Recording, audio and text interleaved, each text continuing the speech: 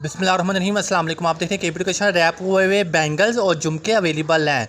झुमका small medium large में available है और जो है वो एक पेयर भी ले सकते हैं और एक दर्जन भी ले सकते हैं और जितने मर्जी चाहे ले सकते हैं। हम बनाकर आपको दे देंगे, एक हफ्ते के अंदर आपको ऑर्डर रेडी कर देंगे। अगर आपको बैंगल चाहिए चौड़ा, कम चौड़ा, उससे पतला, चूड़ी चाहिए, प्लास्टिक के ऊपर हम उसकी देंगे मटेरियल, उसके ऊपर रैप करके देंगे सिल्क थ्रेड के साथ, शाइनिंग सिल्क थ्रेड के साथ। उसके ऊपर आप जो अरेंजमेंट अपने हिसाब से जैसे मर्जी करते फिरें वो आपका मसला है। अगर आपने करना करवा लेना, क्योंकि ये ऑर्डर मैं कब से महीना हो गया था रेडी कर रहा था और ये अब जाके मेरी जान चढ़ी। ये शॉप वालों का ऑर्डर है और ये उनका ही जो है मैं इंशाल्लाह अपलोड कर रहा हूँ।